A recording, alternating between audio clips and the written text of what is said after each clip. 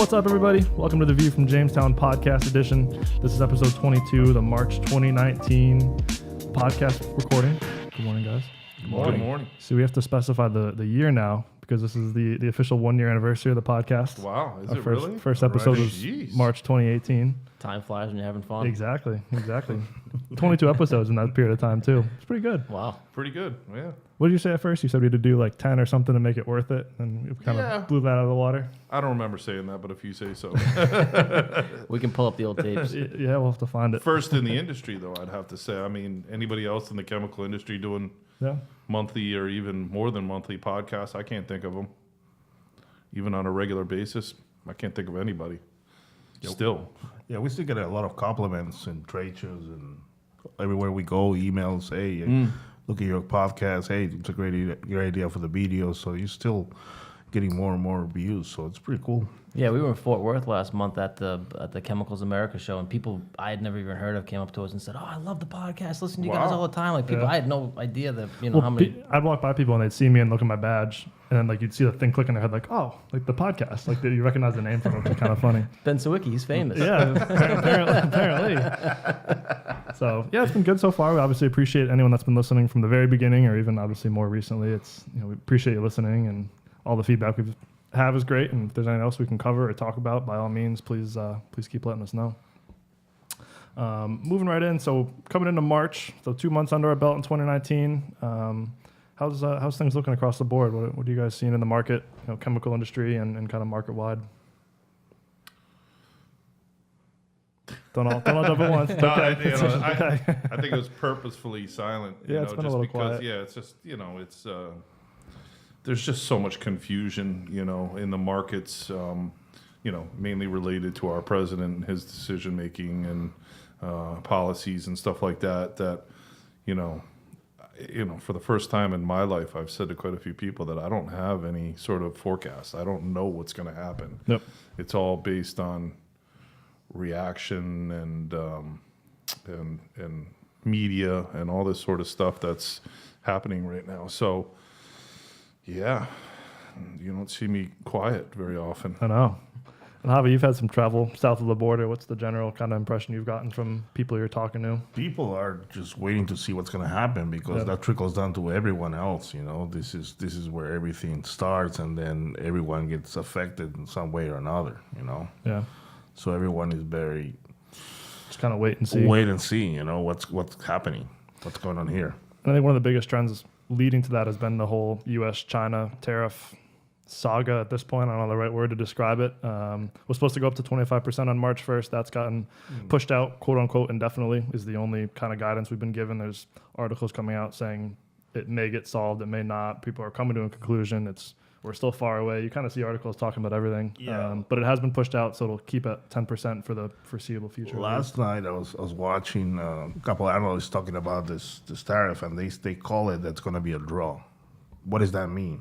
What do you call a draw? I mean, draw, it's going to be as it used to be. For me, a draw would be keep it at 10%. I don't know. That's my opinion. Right. But what do you call it a draw? That's what they're saying. It's going to be a draw. I would call it draw back to what it used to be because there are duties in place to, for a reason. And a draw would be back to what it historically was. I don't think the 10% would be a draw. Yeah, for me, it's a 10%. What about, I don't know for you guys, what is a draw? I mean, if you say draw, I would say zero. I would say go back to summertime when it was nothing. Yeah, duties in place as they have been, responsible duties. Yeah. I think would be a draw, but there's also the draw when you stand back to back, do 10 paces, and then draw.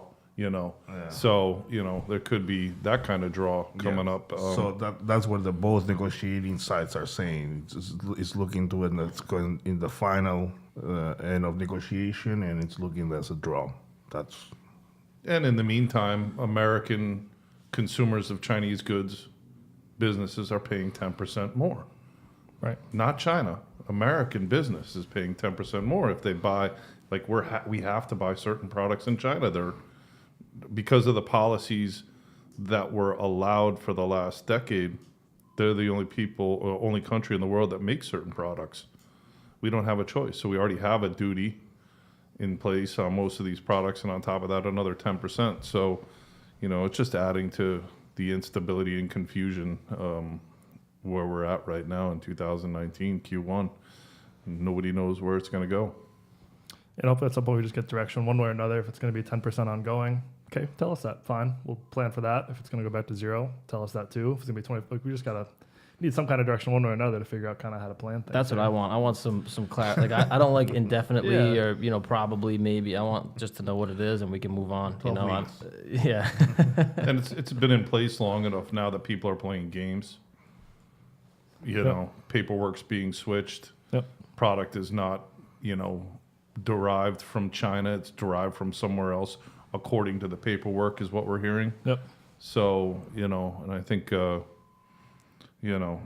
people are flagrantly breaking the law when it comes to this. And I have to assume even like regulatory agencies don't even know how to proceed and what to look for and what not to look for because it changes overnight.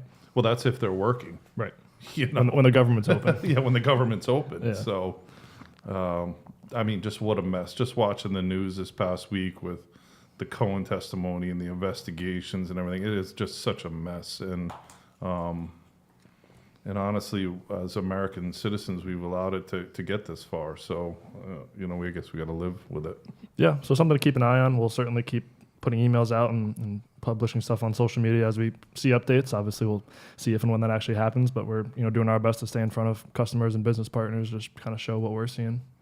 That's kind of all anyone can do at this point is just pass on what we're seeing and go from there. Yeah, and the lack of direction is reflective now in raw materials and chemical prices and demand overall. That's what I'm seeing. I mean, right now we got very flat raw material prices, other than maybe naphtha values increasing a bit based on what OPEC's doing and what Russia's doing. But chemical prices are flat to down, and demand is definitely flat to down.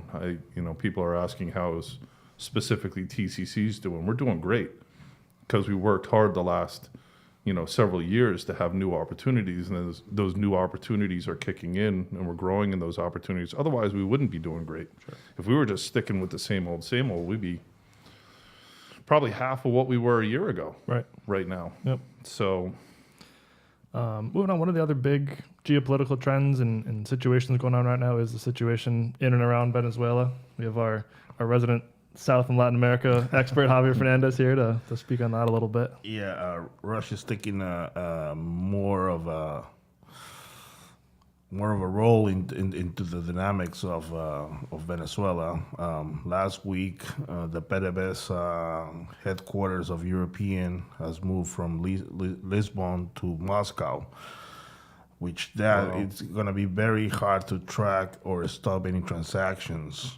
It's going to be very hard. So that's probably going to be like a new OFAC. They're going to be all the PDVSA transactions are going to be an OFAC. They're going to the Office of Foreign Assets and Control. Mm-hmm. So you see, it's a little bit of standstill. People are still going out the streets. They still have 2 presidents. So people are wait and see what's going to happen. The aid didn't make it there, as people were expecting. So I think the momentum it's kind of dying down a little bit, which is sad to see for everyone. And are there any upcoming deadlines or major milestones to get, or is it kind of still just like wait and see? No, the next one it's people out of the streets, and they're hoping to military to just go against Maduro, but Maduro doesn't want to leave, So kind of a standstill almost in a way. Yeah, I think the next time the people are gonna be out on the streets is gonna be March 9th. But what is that gonna do? It's just people are not happy. He already knows that. Right. People are not happy with the system, how's it working. They're lacking, food, basic needs. What about the oil? They are hurting on oil. They're relying more on gold to make transactions. The exports to the U.S. have decreased almost a fourth, because they know they're not going to get paid because the sanctions taking effect at the end of April. So, but they're looking at other markets. But that's adding freight to. They can ship it to Iraq. They can ship it to Afghanistan. They can ship it to Russia, but the freight, it's at the time, it's gonna be it's an issue. So definitely a big trend, big issue, and just kind of wait and see what happens. Yeah. And hope stuff kind of shakes out relatively soon to Yeah, get stuff back to as normal as possible or some kind of normal state. yeah, correct. Obviously now in March, one of the best months because that means springtime's around the corner. Although as I say that, we got 10 inches of snow here yesterday, so maybe not so much. And one of the big trends, obviously, with the springtime and the logistics type of industry is the thaw season. AJ, you want to talk about the thaw season a little bit, what it means and what's coming up? Yeah, the thaw season, specifically as it pertains to us, it mainly affects our urea shipments out of Montreal down into the U.S. Basically, we put a little less on a truckload to come down here as the ground thaws to save the roads up in Canada. So that starts March 11th this year. So we'll be shipping one less super sack or pallet per truck starting March 11th, and that typically goes through I think late April. Usually it lasts for about a month, but we'll keep customers well informed of the changes for sure.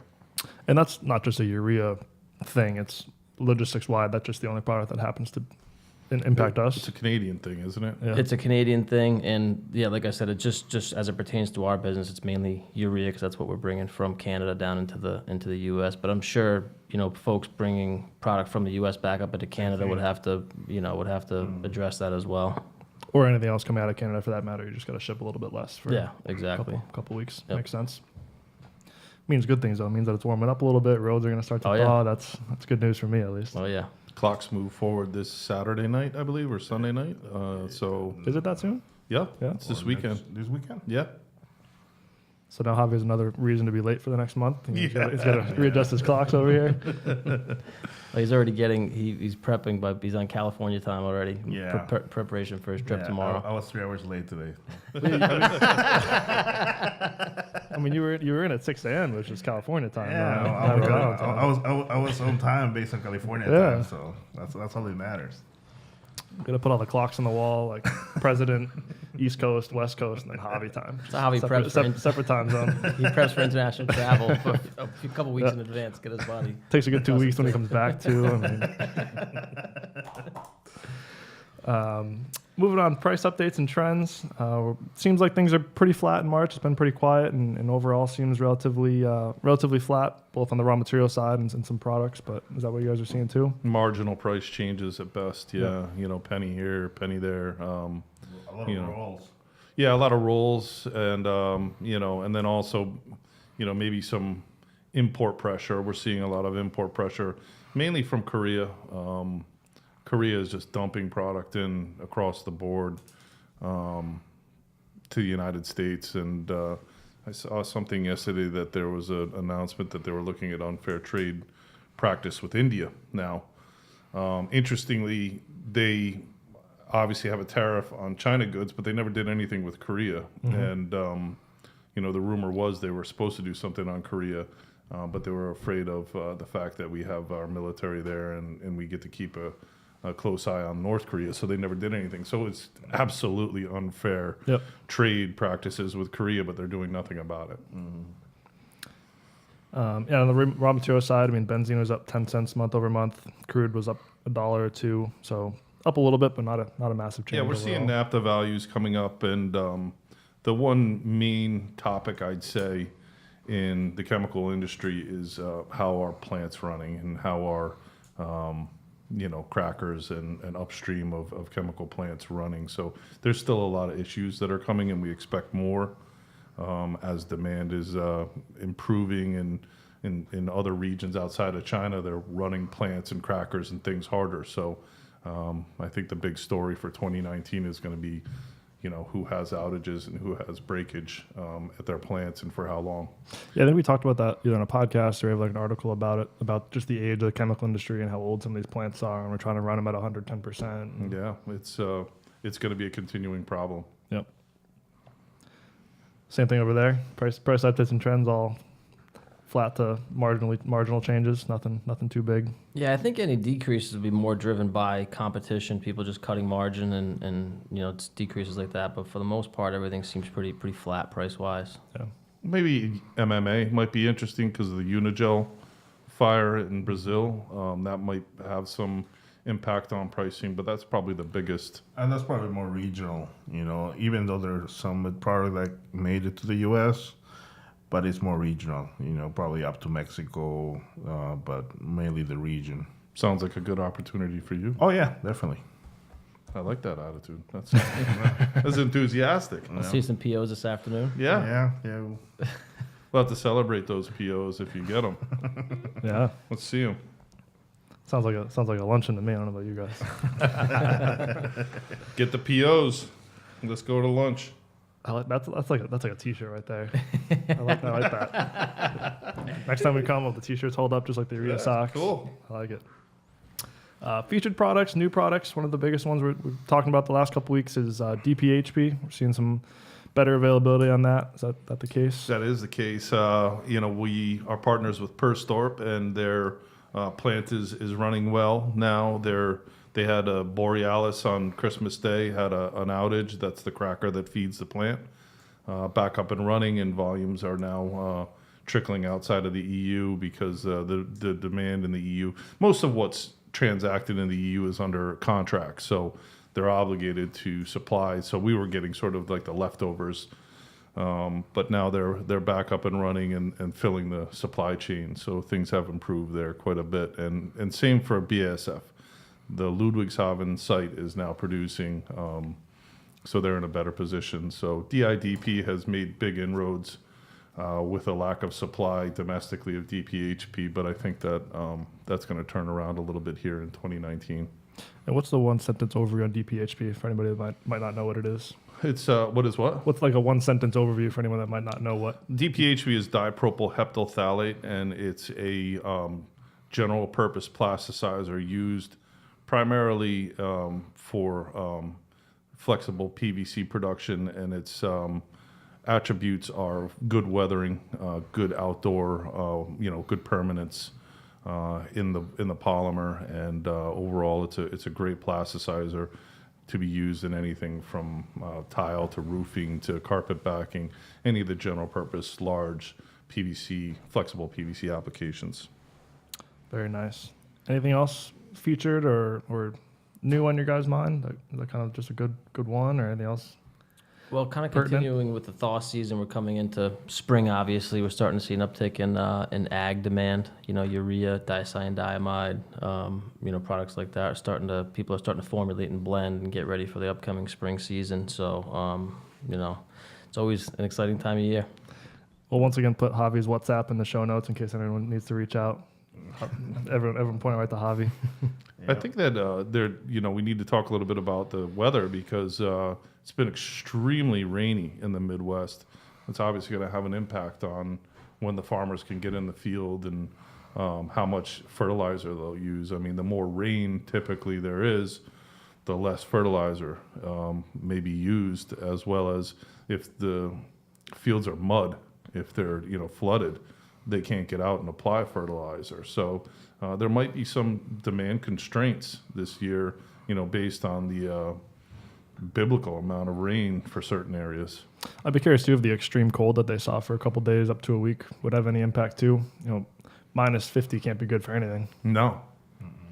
Yeah, sometimes people lose their, they'll plant and then get a frost and lose their whole crop and have to start fresh again, But, the rain should be good for dicyandiamide because it does protect the nitrogen in the soil from leaching. So, the Dicey helps to combat that. So hopefully it'll be a good year for Dicey based on that.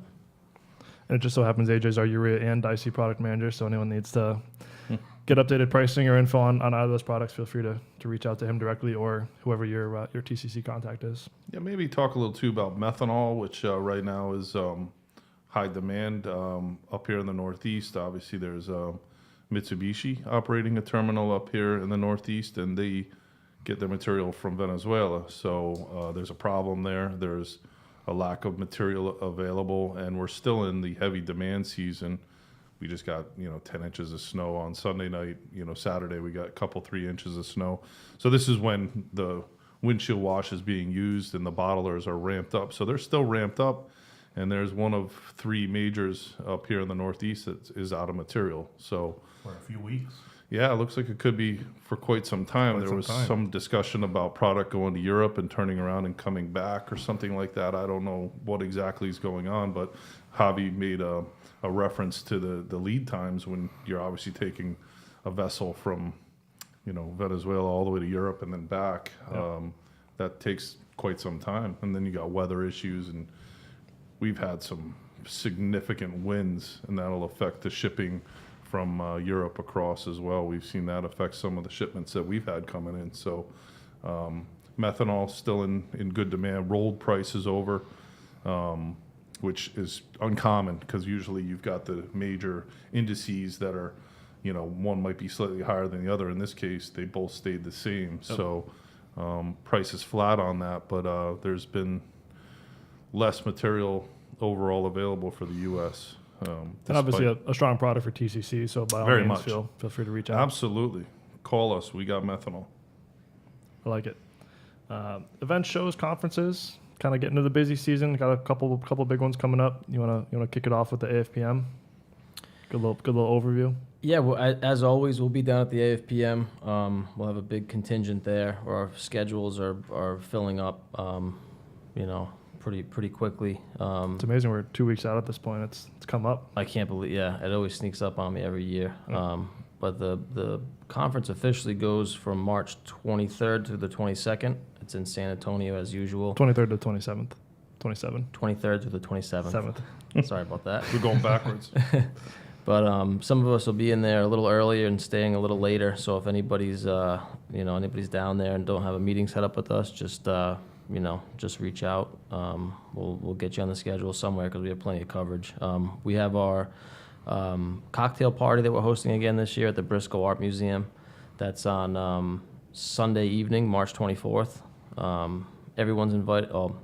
All AFPM attendees are invited to attend. I can't say everyone because we had what was it last year? We had a list of people from.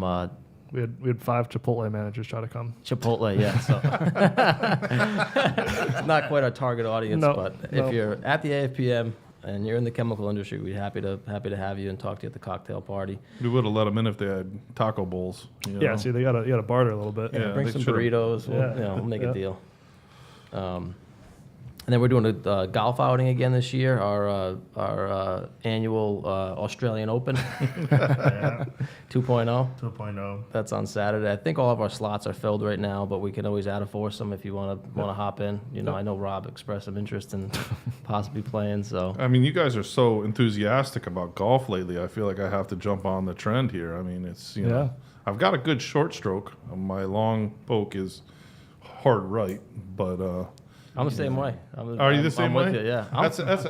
That's part of like a baseball bat swing, right? Where you're pulling it. I think so. Yeah, I think so. You got to get more over the top of your ball, AJ, and so do I guess. Yeah, but see if I can pull that together. The together. short game's good. Hobby's been pretty addicted to it lately. Yeah, but I'm still not out there. I'm not playing this tournament. I'm not playing. You're not playing? No, I'm not playing the Australian Open. No, I'm surprised. I'm not a part of these guys. You're not on that level? Not on that level. I'll be holding everyone back. So next year I'll be at the third at the Australian Open. But I mean, 22 years in this business, and I'm happy to have some golfers that are taking part in the game and can extend our company sales and things to the golf course, because it is, it's a great way to do business, transact business. Yeah, it should be good. It was a good event last year, and it'll be good this year again. Didn't somebody go to the hospital last year? Nearly. There was a near accident. That was That was in another outing from one of our suppliers. Yeah. Oh, in Las Vegas. Yes. In Las Vegas. Somebody had to go to the hospital. There was a hospital visit. Yeah, that was kind of a scary one. That was very scary. But the San Antonio course, it's called the Quarry. Quarry. Because it's in an old quarry, so you go around the inside and you come back out up top. So we had one guy up top slice the ball and it went right through the cart. But if the windshield was up, it would have hit the windshield. But instead, it went right through the windshield. I mean, missed the guy by a foot, 2 feet. It was close. Yeah. Who knew golf was a contact sport? I didn't know. Unfortunately, we had some TCC hard hats we're handing out for everybody this year. See, you can go Hav. They got hard hats. Next one coming up after that, a couple of us will be at the Adhesive and Sealants Council annual meeting in Philadelphia. Myself and our local sales rep, Ken Blanchard, will be down there. So if you're going to be at that one, feel free to reach out and set up a meeting. We'd be happy to meet with you. We're looking at the list earlier. Looks like some good attendees going down to that one. So if you'll be down in Philly in April, feel free to let us know. That looks like a really good one. Did you see the? You guys see the attendee list? Looks like a good Really? I think you and I went Florida, right? in Tampa. Yeah, I we think. went to Yeah. Tampa. That was I think it moves around. Shot. I think it was Miami last year. It moves around every year. It's somewhere different. Yeah.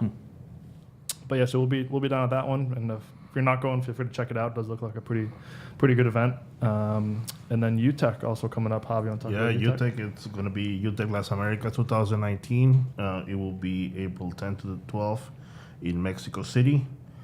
It will be AJ and myself attending. We'll have a booth there doing a showcase of our polyurethane products, or our isocyanates, our glycols, and all our line. Adipic acid, isophthalic, you name it, we have it. Contact me through WhatsApp. And I think Rob is directly on the fence as to if you're going or not. Yeah, I'm on the fence. I'd love to go down there. Both Just ways. want to, don't want to overwhelm Mexico City with me, Javi, and myself, Javi, and AJ. But we've got some great customers, and hopefully they're not too far from Mexico City. If they can make it into the city, we'll have some further business outside of the UTech, which these guys can certainly cover with the two of them. But yeah, we're trying to arrange some schedules and meet some people, and always love getting to Mexico City. It's a great city. And we've done a bunch of the UTechs, right? It's usually a pretty good event. Yeah, Yeah. well attended. Good. So that's kind of what's coming up. Obviously, lots more events throughout the year, but once we get through, I think March, we'll start talking about summertime and some other ones coming up. Wrapping things up, anything else to go over, talk about? I think we did a pretty good job of covering what's to cover. Yep, All good? all good. Hopefully a little bit warmer next time we sit down. Maybe there won't be any snow on the ground. Then Yeah, again, for the maybe we're gonna April flip. view, yeah, hopefully that'll be post AFPM, and we start warming up around here after. It's always nice to get to San Antonio in March and get the great weather they got down there. Maybe we'll have to do like a on-site AFPM recording. Maybe bring a couple mics down, and No, that'd be cool. we'll have our own Yeah. Georgia Manchester down there. So if anyone wants to see yeah. the guys behind the scenes down here, we'll have George out at the AFPM cocktail party doing some filming. Yeah. So it'd be good to. Shout out to Kettlebottom for doing this great Thank you. Absolutely. podcast. Absolutely. Thank you, guys. Wrapping things up, as always, the podcast is available wherever you do stream your podcast from. This guy. SoundCloud, YouTube. We'll have it up on Facebook. Obviously, the video version, wherever you get it, we'll have it on YouTube and Facebook as well. SoundCloud, thechemco.com/podcast. We got it pretty well covered, I think. Wherever you stream your audio from, feel free to check it out. Even my dad found it. So. Oh, yeah, tell the story real quick. It's a So good one. I went to my parents' house for dinner 2 weeks ago, and I don't know if my mom found the thing on Instagram that the podcast was up, so she showed my dad, and he just learned how to pull up YouTube on his phone and put it on the TV. So when I got there, Wow. he kept on putting on the podcast on YouTube on TV. I'm like, Dad, enough. I don't want to watch myself. But yeah, so the point is, if my dad can find it, you should be able to find it. Now, the real test will be to see if he listens to the whole thing and see if he hears the story on the podcast. That's the That's test. how you know he's a diehard. We'll see. All right, everybody. Thank you for listening, and we will catch you next time. All right. Thank you. Thank